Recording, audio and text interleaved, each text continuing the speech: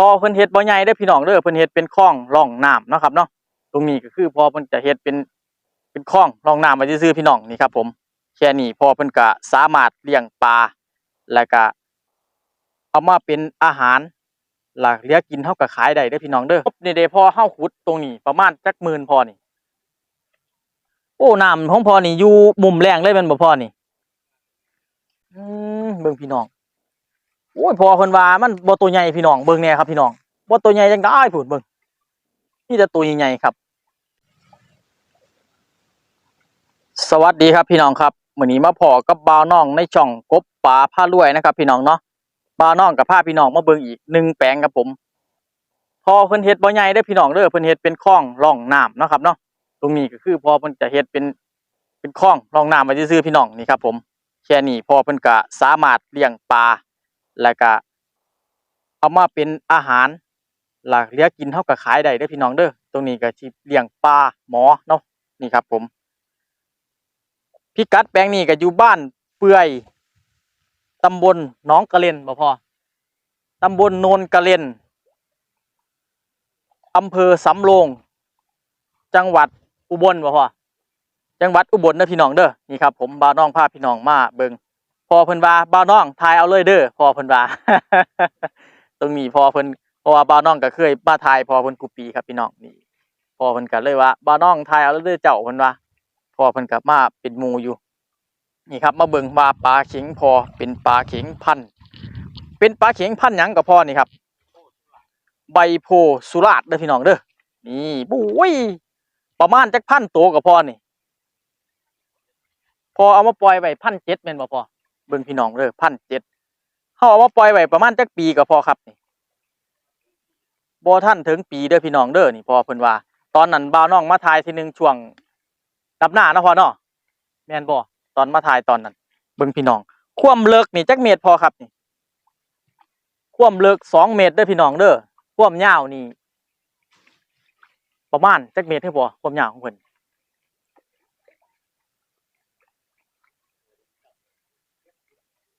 ประมาณ70-60เนาะพอเนาะครับประมาณ70เด้อพี่น้องเด้องบนี่เด้พอเฮาขุดตรงนี้ประมาณจักหมื่นพอนี่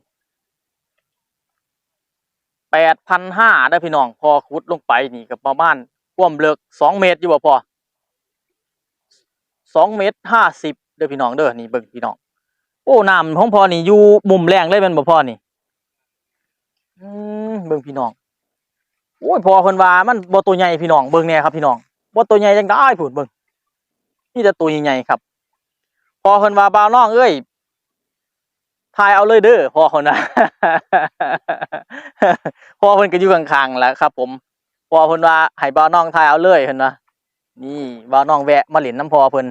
ก็เลยมาอัปเดตเบิ่งปลาเข็งของพอเพิ่นพันธุ์หยังก็คือครับพอนี่ใบโพสุราษฎร์เด้อพี่น้องเด้อนี่เอาพอครับนี่เห็นแล้วนี่พี่น้องเห็นแล้วนี่ปลาหลายๆนี่พอจำหน่ายบ่นี่โอ้ถ้ามีคนมาซื้อพอก็จำหน่ายเด้อพี่น้องเด้อเอาพอครับเบอร์ติดต่อได้บาดนี่พอพอจำเบอร์ได้บ่0821385076เนาะพอเนาะพอซื้อพอหยังกับบานครับพ่ออ้วนเนาะครับเนาะนี่ครับที่พ่อเพิ่นนี่พ่ออ้วนได้ครับเด้อนี่ตรงนี้โอ้ตรงนี้พ่อก็เฮ็ดบ้านอยู่พี่เลยตัวพ่อนี่โอ้เฮ็ดโมเดิร์นเด้อพี่น้องเด้อโอ้ยพี่น้องเบิ่งตะอ่อนซ่อนแห้งเด้อครับเป็นปลาเข็งพอเพิ่นว่าบ่ใหญ่ครับพี่น้องเบิ่งโตปลาเข็งนี่พอเพิ่นก็บ่ค่อยได้ให้อาหารปานใดพอเพิ่นว่านี่ครับก็เฮ็ดอาหารปั้นลดต้นทุนคือกันกับบ่าวน้องนะครับเด้อนี่ตรงนี้อืมโอ้ช่วงนี้พอหยุดอาหารแล้วเพื่อเฮาก็สิจับจำหน่ายน้ำแน่เนาะพอเนาะครับผมนี่ช่วงนี้พอเพิ่นก็โอ้ผู้ใดเห็นนี่พี่น้องอยากเข้ามาเล่นน้ำพอเพิ่นได้เด้อครับเด้อปลาเข็งก็หลายเป็นตาจับบ่ยากตัวพ่อนี่เนาะครับเอาแหตอนมาทีเดียวเด้อเนาะพ่อเนาะโอ้เบิ่งพี่น้องพุ่น ใส่พื้นที่บ่หลายจ่อยเนาะพอเนาะครับฟังทางนี้พอเพิ่นก็จะปลูกตะไคร้แล้วก็ต้นกล้วยเนาะพอเนาะต้นกล้วยกกพร้าวเด้อพี่น้องเด้อนี่ใส่น้ำฟังนี่พอเฮ็ดประมาณจักปีก็คือพอบ่ทันถึงปีดีเนาะนี่ครับผมผุ่นโซนทั้งผุ่นกกมะพร้าวพอกะโอ้กกมะกล้วยพอออกหน่วยแล้วตัวพอปูนครับเบิ่งโซนทั้งหมุนเดี๋ยวบ้านน้องสิพาพี่น้องย่างเลาะเบิ่งเพราะว่าพอเพิ่นว่าให้บ้านน้องเลาะเบิ่งเลยเพิ่นว่านี่ต้นมะพร้าวของพอเพิ่นก็ปลูกแซมกันไปกับกกกล้วยพี่น้องปูนกกกล้วยเป็นกล้วยพันธุ์หยังก็ครับพ่อนี่กล้วยน้ำว้าเบิ่งครับปูนพอก็ใส่ด้วยฟางเขาเนาะพอเนาะปกคลุมเงาไว้นี่พี่น้องหันหลังกลับมาทางนี้ก็ออกจากปลาเข็งบ่ได้ครับผมตอนซ่อนปลาเข็งแห้งปูนกับพี่น้องเบิ่งนี่ทั้งนี้หันหลังไปทั้งพี่ก็จะเป็นบ้านโมเดิร์นของพ่อครับผมปูนพ่อเพิ่นพ่อก็อยู่สวนพี่ตลอดเลยเห็นบ่พ่ออยู่สวนตลอดเลยพี่น้องบรรยากาศดีแห้งครับผมบ่าวน้องก็เลยเอาภาพถ่าย YouTube ให้พี่น้องเบิ่งเนาะครับเนาะเพราะว่าเฮาก็จะมาเบิ่งปลาเข็งของพ่อเพิ่นว่าเป็นจังไดแล้วตั้งแต่เฮามาเบิ่งอีกเทื่อนึงช่วงประมาณ3-4 เดือนพี่น้องมาเบิ่งแล้วก็มาเบิ่งอีกเทื่อนึงนี่ของพ่อนี่ก็เริ่มจับขายไปนำแน่แล้วผู้ใดสนใจก็เข้ามาแวะมาซื้อน้ำพ่อได้เนาะพ่อเนาะช่วงนี้โลละจักบาทครับพ่อเฮานี่โอ้ช่วงนี้โลละ90เป็นบ่พ่อครับผมเบิ่งอุ้ยตอนซ่อนได้นี่พ่อ ครับผมนี่เบิ่งเลยพอว่าบ่าวน้องเอ้ยถ่ายเอาเลยเด้อเพิ่นว่าพูดครับก็เลยมาเบิ่งปลาเข็งของพ่อเพิ่นปลานี่พ่อเพิ่นว่าบ่ใหญ่ครับพี่น้อง บ่ใหญ่จังได๋ซ้ำฝ่ามือเพิ่น เบิ่งครับพูดบ่ใหญ่เด้อพ่อเพิ่นว่านี่มีแต่ตัวใหญ่ๆพี่น้องเบิ่งครับเป็นตาออนซ่อนแห้งครับบ่าวน้องพาพี่น้องเขามาส้มเบิ่งแล้วครับผมนี่เอาบรรยากาศสวยๆงามๆไปฝากพี่น้องครับผมผู้ใดงบหน่อยก็เฮ็ดได้เนาะพอเนาะครับผมเฮาก็สามารถบ่จำเป็นต้องไปขุดหลายสาเนาะพอเนาะโอ้ขุดเป็นร่องคลองน้ำซ้ำนี่ยิ่งยาวไปพุ่นก็สามารถเลี้ยงปลาได้หลายเนาะพอเนาะโอ้พอเพิ่นว่าเต็มที่นี่5-6,000เด้อพี่น้องเด้อนี่ครับผมพ่อเพิ่นก็อยู่ข้างๆบ้านน้องนี่แหละครับผมนี่เบิ่งเลยพ่อเพิ่นก็มาเล่นน้ำอยู่แต่ว่าพ่อเพิ่นว่าบ้านน้องพ่อเพิ่นบ่ออกกล้องเด้อเพิ่นว่า ให้บ่าวน้องถ่ายทำเอาเองเลยเพิ่นว่า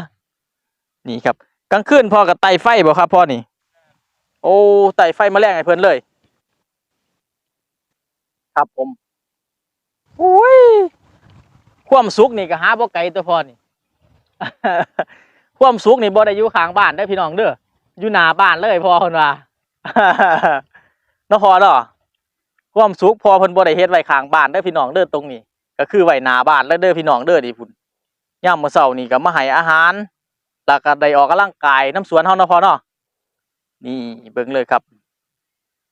ตรงนี้ก็อยู่หน้าวัดบ่พ่อนี่โอ้อยู่หน้าวัดเส้นไปบ้านบัดเปื่อยเนาะพ่อเนาะเปื่อยสำโรงทางลบไปทางพุ่นกับบ้านนั้นคือพ่อโอ้ออกมาจากเรื่องแฝกก็มาเปื่อยสำโรงเนาะพ่อเนาะพ่อก็สิอยู่กึ่งกลางนี่อยู่ข้างวัดเด้อพี่น้องเด้อนี่นะครับผมหาผู้ใดเห็นแล้วก็อยากแวะมาส้มปลาพ่อนี่ก็แวะมาได้เนาะพ่อเนาะอยู่สวนตลอดครับพี่น้องเบิ่งครับพุ่นโอ้ยบ่าวน้องก็เลยอดพาพี่น้องมาเบิ่งบ่ได้ครับผมโตปลาเพิ่นมีแต่โตงามๆพอเพิ่นว่าบ่ทันได้ถูกใจเห็นบ่พอโตซ้ำนี่อ๋อพอสิเอาซ้ำปลานิ่นพุ่นโอ้มันต้องรุ่นซ้ำ5 นิ้วบ่พอโอ้ต้อง5 นิ้วมันบ่สิบ่5 นิ้วอยู่บ่พ่อนี่มันคะใส่กันบ่พ่อโอ้สิโตน้อยโตใหญ่ครับอ๋อมันสิเป็นรุ่นซ้ำใบไม้นั่นบ่พ่อครับผมพอสิเอาเป็นรุ่นใดก็ซ้ำฝ่ามือนี่โอ้ต้องรุ่นพุ่นซ้ำ5 นิ้วเนาะพ่อเนาะ ซ้ำ4 นิ้วขึ้นอ๋อเพราะว่าเฮาเลี้ยงนี่พอซื้อมาทีแรกนี่จักบาทพอนี่ตัวละบาทซื้อมาจักพันตัวบาท1,700บ่พอเอามาเลี้ยงไว้นี่เฮาก็ลงทุนแค่1,700เป็นตัวละบาทเนาะพี่น้องเนาะเบิ่งเลยครับผมพุ่นพอได้จำหน่ายจักเที่ยแล้วบ่นี่อ๋อช่วงนี้เฮากำลังผู้ใดอยากได้ก็คือเข้ามาเอาได้เลยเนาะพ่อเนาะครับนี่พี่น้องพ่อเพิ่นก็จะขายแล้วเนาะพ่อเนาะอยากได้ก็เข้ามาเอาซ้ำไปปิ้งไปหยังนี่เนาะพ่อหรือพี่น้องเห็นแล้วอยากเอาของพ่อนี่ไปขายต่อได้อยู่บ่ได้คือกันเด้อพี่น้องเด้อนี่บ่าวน้องก็พาพี่น้องเข้ามาชมเบิ่งเพราะว่าเพิ่นก็ลงทุนบ่หลายเนาะพ่อเนาะพอใส่อาหารนี่เปลืองบ่ครับพอต่อเดือนเฮานี่